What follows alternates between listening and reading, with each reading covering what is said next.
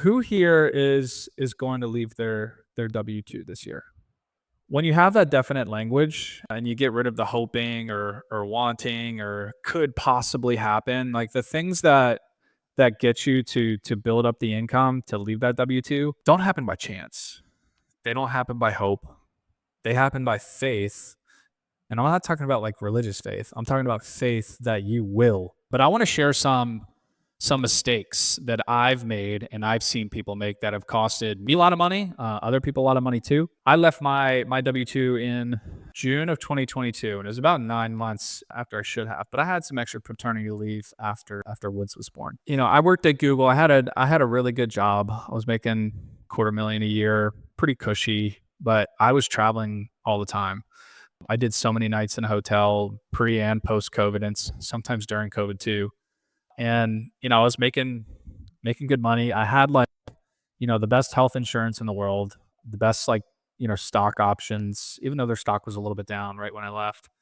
I had the IRA from past businesses too. Really didn't have to think about money other than investing that into more properties. But really, when my savings was gone, because I did invest it into more properties and I did leave the W-2 and I didn't have that like bi-weekly, paycheck that was coming in every single month, it made me think a little bit of how do we budget, how do we save up for the investments and make the right decisions. So I'm going to share some things. Really, just I had 7. I'll probably whittle it down to 5 so I can make it simple for you guys. But some things to think about. So first of all, the foundation of thinking about making a good decision of leaving your 9 to 5 job, leaving your W-2, especially if you have kids, especially if you have, a family or people that depend on you. So maybe some of you guys are supporting your parents as well. What is that freedom number for you? Who here does like have a freedom number? For me, it was 20K. I needed to be bringing in $20,000 a month consistently in net profit after all expenses, after putting away some money for taxes, which I didn't think about. This is one of my lessons, in order to leave Google. Knowing that number is the first step.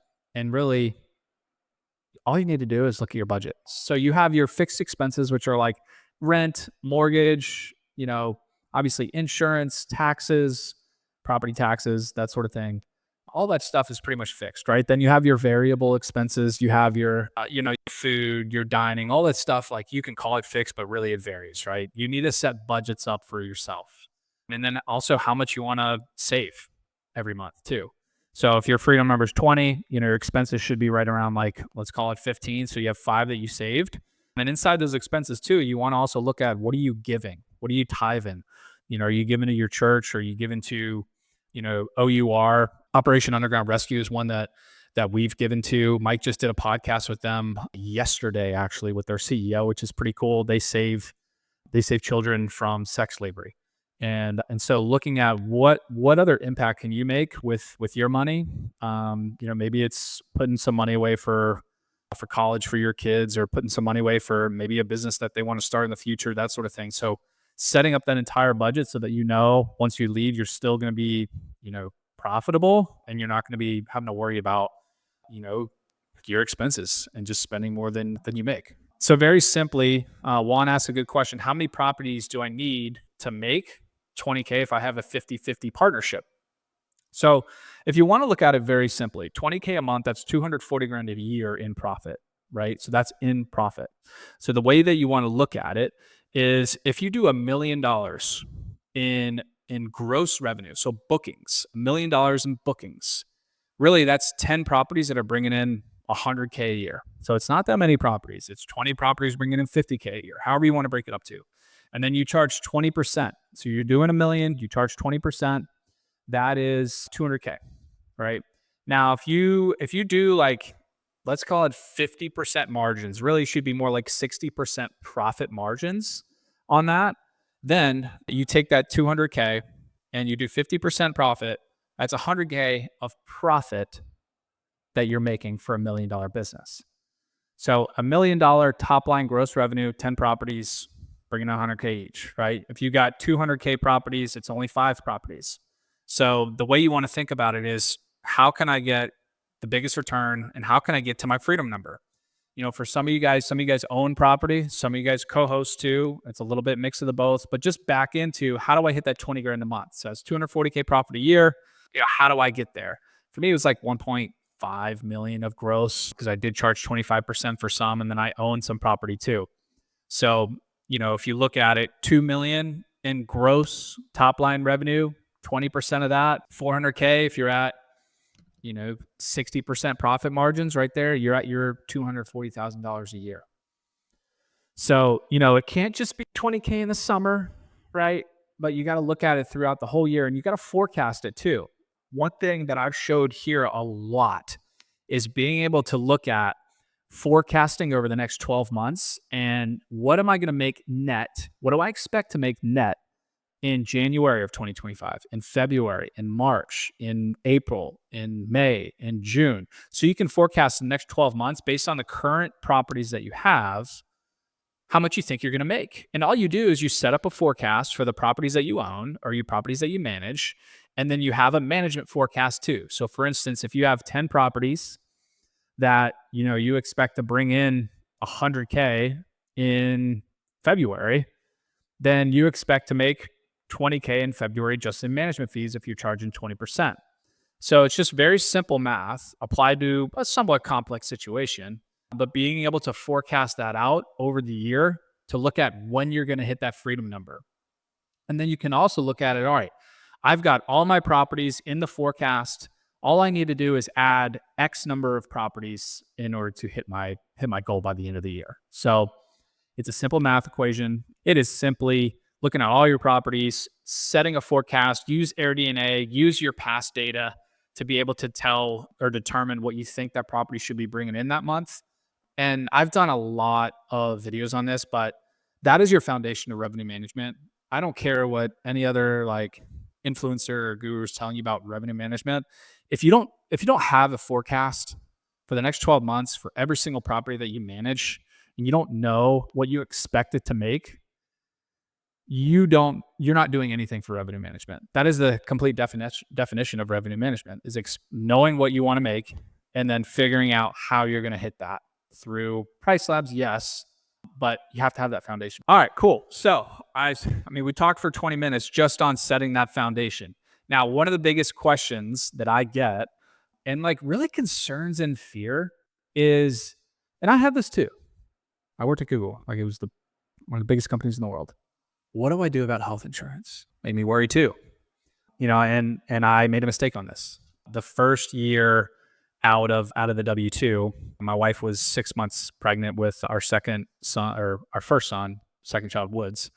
And literally not more than 2 weeks after I left, Sierra had an emergency appendectomy and had to get her appendix removed. This is meanwhile, she's 6 months pregnant. And I remember when we didn't know what was going on, it was 3 days of her just being in excruciating pain. The CT scan, they found out her appendix was ruptured and possibly infected, and it could attack her, it couldn't attack the baby. I remember before she went into surgery, the surgeon was like, I can save your wife, but I can't save your baby. And so just thinking about that and just I didn't care about money at that point. It was just I want them to be safe. But that bill, we stayed in the hospital for a week. We also got COVID during that week too. That bill was $140,000. And we had Marketplace, Blue Cross, Blue Shield, healthcare coverage. And the way that the health insurance works, I'm not going to get political here, but the way that it works is essentially they look at the health insurance companies look at how much you made last year. And then they look at it and they say, okay, based on how much you made last year, I'm going to charge you X amount. It doesn't really matter how healthy you are or anything, but they just come up with a number of what your premium is going to be, what your monthly payment to them is going to be. And so that was for health, and that was for dental and vision. And then on top of that, we had what's called a high deductible. So our deductible was $12,000, and our monthly payment for a family of three, me, Sierra, and Palmer, our 1-year-old at the time, $1,800 just for our premium, and then a $12,000 deductible. In that first 6 months of being self-employed, we spent $29,000 in health expenses. That was just out of our pocket, like not what I expected, especially, being healthy and, doing working from Google too, because we also had Woods later on that year in December. So that was an expense. I was like, wow, I did not expect that. I didn't run the numbers on that. So that was 30 grand. I was expecting it to be more like maybe 10, right? So it was an extra 20 grand that year, and that was 1 month basically of earnings that just went straight to health insurance. And a lot of the big reason, without getting political here, is there's a lot of people that don't have health coverage or can't afford health coverage. And so what the insurance companies do is they charge the people who make more money a lot more so that they can pay for the people who can't afford it. And then on top of that, what the hospitals do is they just pick a number, for that case, it was $130,000, the appendectomy that they wanted to charge us. So I started looking into alternatives after that. After paying all of that money, I was like, all right, what else is out there? I actually hired a health coach who's coming down to our next event in Universal Park in Orlando for our boardroom. And our boardroom is really seven-figure business earners and also hotel owners. And anyways, this guy's coming down to speak. But what I talked to him about early on was just like alternative type of medicine, like for healthy people, like what should I be doing? And we talked a lot of different things about, quality of water, quality of air, quality of what we put in our bodies. And I asked him one day, I was just like, what do you do for health insurance? He was like, yeah, my wife works. She's got a W-2, so I use her health insurance, but have you ever heard of health sharing? And I was like, no, what is that? And so health sharing, if you guys want to give it a Google, is essentially, it's very similar to health insurance. But it's essentially a lot of people and businesses get together, pay monthly, and your monthly payment is based on past history, how healthy you are. It doesn't matter on like how much you can afford, and you pay that premium monthly, and then everybody's money goes into a bucket. So everybody's money goes into a bucket, and then we all share each other's health costs. So it's not insurance, but it's very similar to insurance where you pay monthly, and then whenever you have something that comes up, some sort of incident, you break your arm, an appendectomy, a baby, something that out of the norm comes up that you need healthcare coverage for. Sierra's training for a marathon or multiple marathons. She just did one in December. She's training for that and she hurt her back. So she had to go to a physical therapist and a chiropractor. And so what we do is we pay, I think, like $750 a month. We share that goes to the pot. And then the claim that we make, the minimum I think is 1,000. So we have to contribute 1,000, and then anything after that, which in this case, just a little back injury for chiropractor and physical therapy, they cover up to $7,500 of expenses. And they do some alternative. The physical therapy does some alternative stuff that typically wouldn't be covered in health insurance, and the deductible, that's what they call it. It's like $1,000 per incident. It's $1,000. So instead of having an $11,000, $12,000 deductible like I did with Blue Cross Blue Shield, I had $1,000 deductible for this one instance, and then you can have up to 5 instances a year that you have to pay that deductible. So in my mind, I'm like, all right, my deductible for the year for my family is $5,000, and I'm only paying $700 a month for, to be a part of this. Well, this is a no-brainer for us. And so that's what we've been using ever since. Zion Health is what we use. There's a lot of different companies out there. All of these people who are doing the health sharing, all these companies are nonprofits as well. So a lot of them don't have big sales organizations where they have salespeople. I'm applying to be a part of their affiliate program, but I'm not going to be out there like selling their stuff. You literally call their 1-800 number, ask them questions like I did, and then you apply. You fill out a form, a very basic form that covers past history for you and your family, and they see if you're approved or not. If you have prior health conditions, or you or somebody in your family, you can ask them about those things too. A lot of the stuff they won't cover for the first like 3, 4, 5 months because you're just like ramping up how much money that you're putting in the pot for everybody. But it's a good alternative to look at if you are healthy, or even if you have past health conditions, to save money.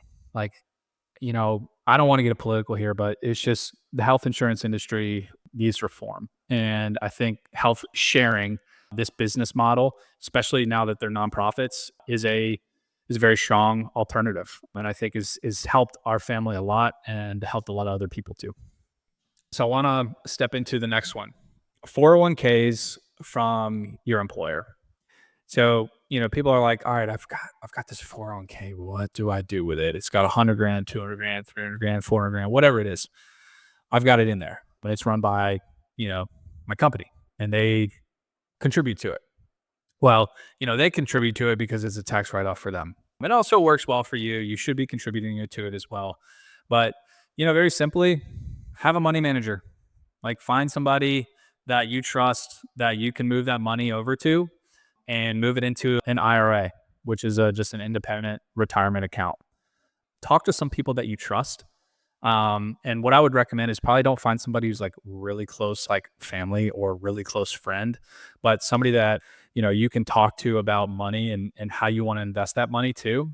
If you are interested in doing what's called a self-directed IRA, you can use that and you can direct your own IRA and use it for real estate and investing in real estate. I have cashed out the 401k to invest in properties because I just know my expertise in real estate is going to give me a much higher return than any money manager that can get me 10, even 12% on my money. So what I did is I cashed out my 401k and my IRA, invested that into real estate. And I have something else that's a little bit different. I have what's called a life insurance retirement plan. It's a way to grow tax-free. It's similar to like infinite banking, so I can take loans on it as well in the future, pay myself interest. It's similar to a Roth IRA, but I can also borrow from it and not have to pay any fees too. So that's something you can look at as well if you have a money manager or somebody that you really trust in life insurance. I would talk to them about what's called a life insurance retirement plan. But absolutely, Mo, fiduciary type of financial advisor would be able to help you with that. I don't have any recommendations per se on that I could give you guys, but those are just some things that I've done in the past. Those are really the two main questions that I get. The third main question that I get from folks that are preparing to leave their W-2 is, and a lot of people don't really even know this, is your access to conventional lending goes away. It doesn't go away for forever. But when you want to get a conventional loan, which is basically a federally backed loan program, when you're applying to get a loan, let's say you want to buy a single family home or a multifamily home, you want to buy some sort of investment. The lowest interest rates that you're going to get are from lenders and loans that are typically backed by the federal government and insured by. And so you typically get the best rates from those Fannie Mae, Freddie Mac type of products. Now, those are based on what's called your debt service coverage ratio. Or I'm sorry, that is based on your income minus your liabilities. I'm blanking on, I even have a calculator for this, but I'm blanking on what it's called. But anyways, they basically look at it and let me find a calculator here so I can share with you guys more simply. Here we go. A debt to income calculator. So what you need to do and what conventional lenders do is they look at, all right, here's the income that you make. And the way that they calculate your income is based on your W-2 income. So what you make for primary income. And what they want to see typically is some sort of W-2 that you have or offer letter that you have that shows that you are employed at that company and what your base salary is at that company. So they take that base salary, let's say it's 120 grand a year, to spread that across 12 months. And then they say, all right, your base salary is 10 grand. Let's take a look at what your liabilities are or what your debts are. And then typically they're looking for like a 45 to 50% debt to income ratio. So if your income's 10K and your debt's 5K, that's 50% right there. They're typically looking for that or better, meaning your income is higher, which means you're more able to take on more debt and be able to get a property that may be worth more or put more down on a property or put less down on a property. So if you want to put 10 or 50% down, it's all just a calculation of what that debt to income ratio looks like. And let me see if I can share my screen and show you guys what this calculator looks like. Share my screen. I'm gonna share this entire screen. But when you're getting a conventional loan, this is really the calculation that they look at. They look at the purchase price of the home, they look at your monthly liabilities, and then they look at your monthly income, and they come to a conclusion of what your purchasing power is, which is basically the additional debt that you can take on. This, you don't have access to this anymore because you don't have a base salary anymore. Your business you're leaving your W2, you're going into a new business venture. It doesn't have history. Unless you have 2 years of this being your primary income, the bank's not going to be able to lend on the tax returns that you currently have. So they need history from your business being your primary income in order to use that to calculate your debt to income ratio in order to approve you for conventional lending. So conventional lending, again, typically has lower down payments and typically has lower interest rates. Now, that's not the end of the world. There are different options. One big one, and I talked about it earlier mistakenly, is called debt service coverage ratios. So typically those are loans that are 20 to 25% down. But what the lenders do is they take the projected income of the home. And this is very common in multifamily. It's very common in long-term rentals too, is they take the income of the home that it's going to generate. And if that income, let's say it's, $2,000 a month, is greater than what the payment is going to be, then a lot of the times the lender will lend on that. Now, the higher the income compared to the debt, the lower the interest rate typically, or the lower the down payment that you can put down. So if you find a slamming deal that is really going to bring in a lot of income, and I have seen this very recently of like 4 units, like so 4, one bedrooms in one like little multifamily 4-unit property can bring in, 30 grand a unit. It's 120 grand a year, but you're buying it for 500K. Like that's a really good deal. That's all about DSCR that I wanted to cover. And just make sure you guys are aware that you no longer have access to that conventional lending unless you have a spouse or somebody that does have that W-2 cell. So what I did, I closed on a property in May of 2022 and then left Google in June of 2022. So I got that one last loan before I left. All right, budgeting and taxes. This is another thing that most people don't think about. They just see, all the income that they're making and they're like, all right, I'm going to be good here. I hit that 20K, I'm going to be good. But also put away money for taxes too. And I typically recommend 20% of your profit for that month, you should put in a tax account. There's a really great book by a guy named Mike Michalowicz who has spoken at STR WealthCon. He spoke at the first STR WealthCon 4 years ago, back in 2021, about profit first. And so he talks about, focusing on your profit, but setting up these bank accounts so that what goes to operating expenses, what goes to taxes, what goes to your owners, as a liability account, and then just being able to run trust accounting and feel confident that, throughout the year, you're going to make good income, but come tax time in April, when you have to stroke that check, you don't. You've already paid them. You're making the quarterly tax payments, or you're investing in real estate. So instead of paying Uncle Sam, you're investing in real estate and you're getting those tax write-offs. Like Sierra and I, we haven't paid federal income tax because of the tax code since 2020, right? So being able to reduce your taxable income through investing in real estate, but then also still put away the money for taxes. And again, I recommend 20% of your profit every month should go into that tax account. That brings me to my next point, which is getting on the same page with your spouse on this, or partner or business partner. One of my favorite podcasts is a podcast by Jay and Wendy Papasan. So Jay Papasan wrote The One Thing, which is one of my favorite books, with Gary Keller, obviously the founder of Keller Williams. And Wendy, his wife, has a awesome real estate business in Austin, Texas. And they spoke at one of our boardroom events this past April in Boston. And what they talk about is doing goal setting retreats and goal setting exercises and date nights with your spouse. Because when you're running your own business with your spouse, a lot of the times, and you guys are talking about finances and you're talking about business, but then you're talking about kids, and then you're talking about your health, and then you're talking about all these other goals, and then you're talking about investments, like, it's just one thing. right? So you need to have goals and you need to like be able to communicate, be on the same page with each other. And you need to set boundaries too. First and foremost, you know, we are married to each other. That is first and foremost. Then our kids come next. And then God is right there with us too. So it's like those top three things are the priority, and then health. But at the same time, I got to take care of myself first before I can take care of anybody else. So take care of yourself first. Make sure your mindset is right. Then work on goals with your spouse, your partner, and then for your kids as parents, and then your health goals and everything that goes with that too. Like it can't just be business, business, business. It can't just be fun, fun, fun.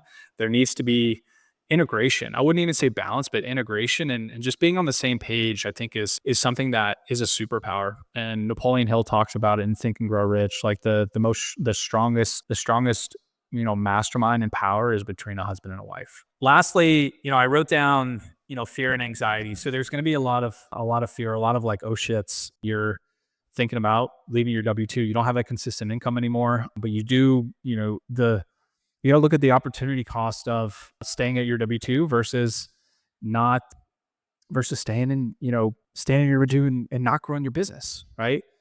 Imagine if you could spend 4 hours in your business a day, 4 hours more than you're spending right now, or three, or two, however much you want to spend. Like, I spend probably 6 hours a week on my business nowadays. I spend a lot of time coaching and preparing and doing these things for you guys too.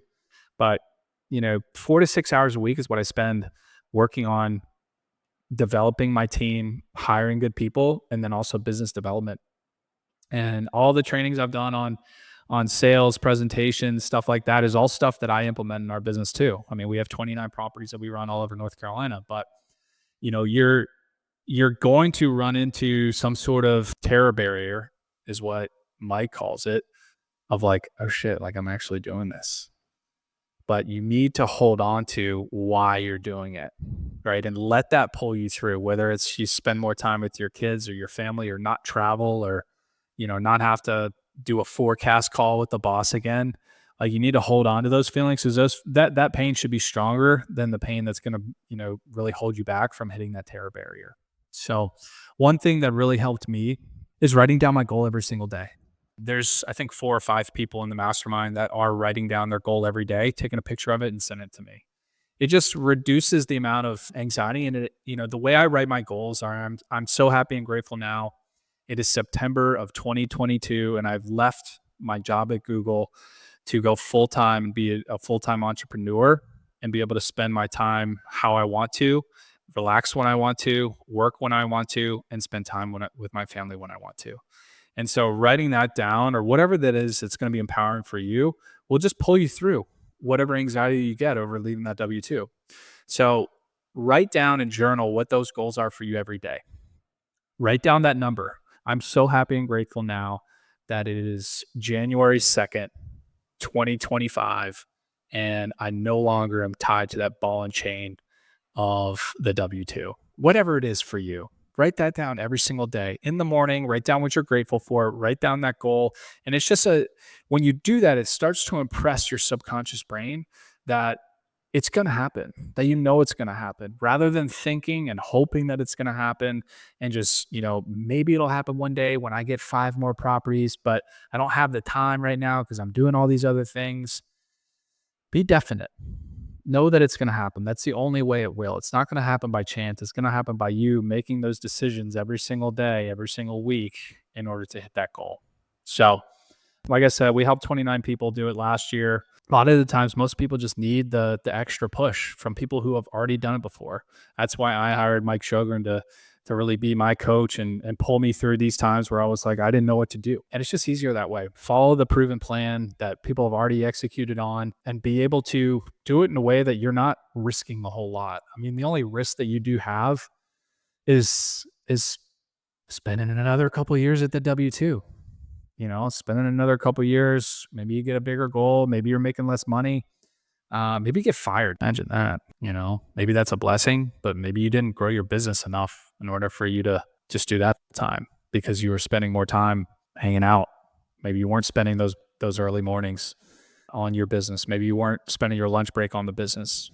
Maybe you should have. right? So that's the biggest risk, is just letting days turn into weeks, weeks turn into months, months turn into years, and you never know what's going to happen. So, like I said, if you want help with that, we can chat. If it makes sense to hop on a call, we can do that. I just want to help you guys see what else is out there and see what you can do on your own and not be tied to the ball and chain. And then also, I'm a true believer that Airbnb is getting a bad rap in all of our markets and, cities, towns, states, HOAs. They want to come in and regulate all of these areas and get rid of short-term rentals. And it's because there's bad property managers. There's really bad property managers all over the place. Those big box property managers that all they care about is money. All they care about is, growing their stock price like they Casa did until it went all the way down to zero almost, and they got bought and took private. You know, the companies like us that are less than, let's just say less than 100 properties are really, we're going to take up the lion's share of the properties, and we're all going to be regional. And you don't have to have a big team either. Chris has, our head of coaching, Chris Petsy, he has 85 properties now. He's got an operations manager, a cleaning manager. He's got 4 VAs. He's got a salesperson. It's like 8 people for 100 properties. And they got a 4.95 star rating across all of his properties. That's pretty dang good, right? So it's going to be companies like us that are really going to make Airbnb efficient again, and give it a better reputation in our neighborhoods with our neighbors, and just be able to provide good experiences, not only for the guests, but also for our neighbors too. So hope that was helpful, you guys. Let me know, send me a message if you guys have any questions that you have, or if you're like, hey man, I don't know what to do next. Like, I'm a little stuck right now. Maybe I'm a little afraid. Maybe it's fear. Maybe I don't want to admit it's fear, but it probably is. And we can work through that.